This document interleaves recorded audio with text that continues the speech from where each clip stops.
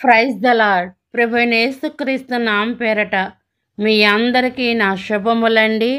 ఈరోజు బైబిల్ స్టడీలో నేర్చుకోబోతున్న అధ్యాయము కీర్తనలు 86 అధ్యాయము మనం నేర్చుకుందాం. నేను చెప్పే విధానం మీకు నచ్చినట్టయితే నా ఛానల్ సబ్స్క్రైబ్ చేసుకోండి, లైక్ చేయండి, మీ ఫ్రెండ్స్కి, మీ పిల్లల స్నేహితులకి షేర్ చేయండి. ఎందుకంటే దేవుని వాక్యం వినుట వలన మనకు మేలు జరుగును. అంతేకాకుండా ఆయన వాక్యము వినుట వలన విశ్వాసము కూడా మనకు వచ్చును. ఇంకా బైబిల్ స్టడీలోకి మనం వెళ్ళిపోదాము. యెహోవా, నేను దీనుడను దరిద్రుడను, చెవియెగ్గి నాకుత్తరమిమ్ము. నేను నీ భక్తుడను, నా ప్రాణము కాపాడుము. నా దేవా, నిన్ను నమ్ముకొని ఉన్న నీ సేవకుని రక్షింపుము. ప్రభువా, దినమెల్ల నీకు మొరపెట్టుచున్నాను, నన్ను కరుణింపుము. ప్రభువా, నా ప్రాణము నీ వైపునకు ఎత్తుచున్నాను, నీ సేవకుని ప్రాణము సంతోషింపజేయుము. ప్రభువా, నీవు దయాళుడవు, క్షమించుటకు సిద్ధమైన మనసు గలవాడవు. నీకు మొర్రపెట్టు వారందరి ఎడల కృపాతిశ్రయము గలవాడవు. యెహోవా, నా ప్రార్థనకు చెవియెగ్గుము, నా మనువుల ధ్వని ఆలకింపుము. నీవు నాకు ఉత్తరమిచ్చువాడవు గనుక నా ఆపత్కాలమందు నేను నీకు మొర్రపెట్టెదను. ప్రభువా, నీవు మహత్యము గలవాడవు, ఆశ్చర్య కార్యములు చేయువాడవు. నీవే అద్వితీయ దేవుడవు. ప్రభువా, దేవతలలో నీ వంటి వాడు లేడు. నీ కార్యములకు సాటి అయిన కార్యములు లేవు. నీవు సృజించిన అన్యజనులందరూ వచ్చి నీ సన్నిధిని నమస్కారము చెయ్యుదురు, నీ నామమును గణపరచుదురు. యెహోవా, నేను నీ సత్యమును అనుసరించి నడుచుకున్నట్లు నీ మార్గమును నాకు బోధింపుము. నీ నామమునకు భయపడునట్లు నా హృదయమునకు ఏకదృష్టి కలగజేయము.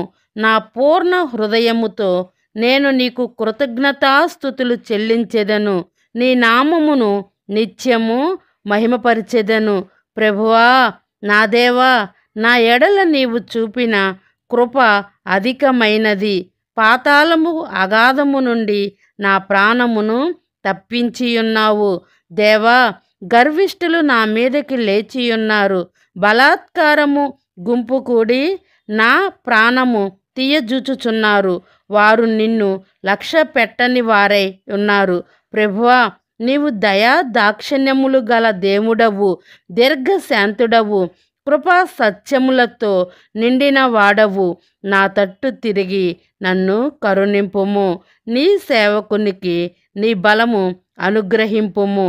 నీ సేవకురాలి కుమారుని రక్షింపుము. యెహోవా, నీవు నాకు సహాయుడవై నన్ను ఆదరించి చున్నావు. నా పగవారు చూచి సిగ్గుపడునట్లు శుభకరమైన ఆనవాళ్ళు నాకు కనపరుచుము అని ఇక్కడ మనం ప్రార్థన ప్రాముఖ్యత మనము చూస్తూ ఉన్నాం. మనము కూడా దేవునికి ప్రార్థించినప్పుడు, దేవా, నా మనవి నువ్వు ఆలకించయ్యా, నీవు తప్ప నాకు దిక్కు ఎవరున్నారు ప్రభువా, అన్యజనులమైన మేము నిన్ను ఆదరించువాడవు నీ ఒక్కడివే అని కూడా మనం ప్రార్థించినట్లు ఆ వచనాలు ఇక్కడ చూస్తూ ఉన్నాం. పూర్ణ హృదయముతో నేను నీకు కృతజ్ఞతాస్తుతులు చెల్లించెదను, నీ నామము నిత్యము మహిమపరిచెదను. మనము కూడా దేవుడు చేసిన కార్యాల్లో ఏ ఒక్కటి కూడా మర్చిపోకోకుండా దేవునికి ఎల్లప్పుడూ కూడా మనము కృతజ్ఞతాస్తుతులు చెల్లించువారుగా ఉండాలని ఇక్కడ మనం మన యొక్క పితరులను బట్టి మనం నేర్చుకోవలసి ఉన్నది. గర్విష్ఠులు నా మీదకి లేచి ఉన్నారు, బలాత్కారం గుంపిన నా ప్రాణము తీయజుచ్చుచున్నారు. ఎందుకంటే దేవుడు ప్రేమించుట వారికి ఎంత మాత్రము కూడా ఇష్టం ఉండదు. ఎందుకు? వారికి దేవుడి పట్ల విశ్వాసము లేదు కాబట్టి, వారి యొక్క పాపములోనే వారు జీవిస్తారు కాబట్టి దేవుడన్నా దేవుడి పిల్లలన్నా చాలామందికి ఈ రోజున ఇష్టము ఉండదు. ఎందుకంటే దేవుడు హృదయ శుద్ధిని కోరుతూ ఉన్నాడు. ప్రతి చెడుతనమును కూడా విసర్జించి ఆయన యొద్దకు రావాలని కోరుకుంటూ ఉన్నాడు. అది ఏ ఒక్కరు కూడా ఈ రోజున ఇష్టపడరనమాట. ఎందుకంటే చెడుతనమైతే చాలా ఇదిగా మంచిగా వారికి కనిపిస్తుంది కాబట్టి పాపములో ఉన్నవాడు దేవుని యొద్దకు ఎంత మాత్రము కూడా రాలేరంట. దేవుడైతే దయా దాక్షిణము కలిగిన దేవుడంట. దీర్ఘశాంతము కృపా సత్యముతో నిండిన వాడంట. నా తట్టు తిరిగి నన్ను కరుణింపుము అని కూడా దేవుణ్ణి ఇక్కడ బ్రతుములాడుకుంటున్నట్లు చూస్తూ ఉన్నాడు. ఎందుకంటే మనం పాపంలో పుట్టి పాపంలోనే పెరిగి ఉన్నాం. మనమైతే తండ్రి అని పిలుచుటకు కూడా ఏ మాత్రము కూడా అర్హత లేని మమ్ములను దేవుడైతే ఎంత దీర్ఘశాంతంగా ప్రేమించి మనం ఎప్పుడైతే మన పాపముల కొరకు మనం పశ్చాత్తాపపడి మనం ఒప్పుకుంటూ ఉంటామో దేవుడైతే కరుణ కలిగిన దేవుడు, జాలి కలిగిన దేవుడు, దయ కలిగిన దేవుడు కాబట్టి మన పాపములు ఒప్పుకున్న ప్రతి పాపము కూడా అతను కరుణిస్తాడంట. అతను క్షమించగలిగిన దేవుడు అనమాట.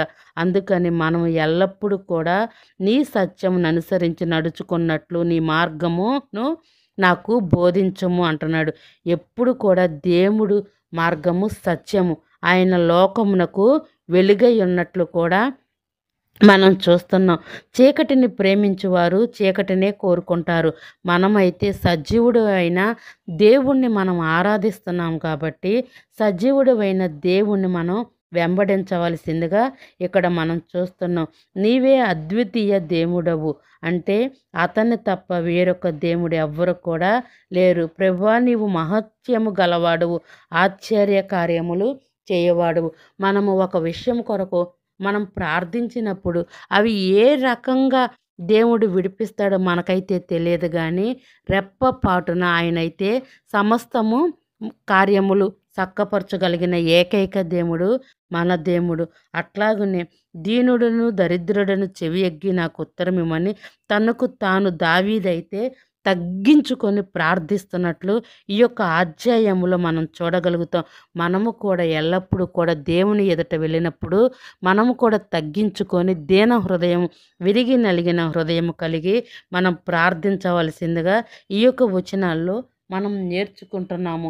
ఎందుకంటే గర్విష్ఠుల యొక్క గర్వము అనుచునంట పతనానికి ముందు గర్వము నడిచిద్దంట. అందుకని మనం ఎల్లప్పుడూ కూడా దేవుడు సన్నిధికి వెళ్ళేటప్పుడు మనం ప్రార్థించుకునేటప్పుడు దీన హృదయము కలిగి మనం ప్రార్థించుకోవాలి. నీకు మొర్రపెట్టిన వారందరి ఎడల కృపాతిశ్రయము గలవాడువు. యెహోవా, నా ప్రార్థన చెవి ఎగ్గుము, నా మనవిలు ధ్వని ఆలకింపుము. నీవు నాకు ఉత్తరం ఇచ్చువాడవు గనుక నా ఆపద కాలమందు నేను నీకు మొర్ర పెడుతున్నానని దావీదు ఇక్కడ చెప్తూ ఉన్నాడు. మనము కూడా ఎల్లప్పుడూ కూడా ఈ లోక మనుషుల వైపు మనము చూడకూడదు. ఎవరో మనకు సహాయం చేస్తారని మనం ఉండకూడదు, కానీ మన నిరీక్షణ అయితే మన దేవుడై ఉంది. ఈ యొక్క వచనాలు దాని భావము గ్రహించారా పిల్లలు? ఎందుకంటే ఆపద కాలంలో మనం మనుషుల సహాయం కొరకు మనము ఎంత మాత్రము కూడా మనము చూడకూడదు. దేవుని సహాయం కొరకు మనం కోరుకుందాము. అర్థమైందా? మనము కూడా ప్రతి క్షణము తగ్గించుకొని ప్రార్థించుకుందాం. అర్థమైందా పిల్లలు? God bless you, all of you. God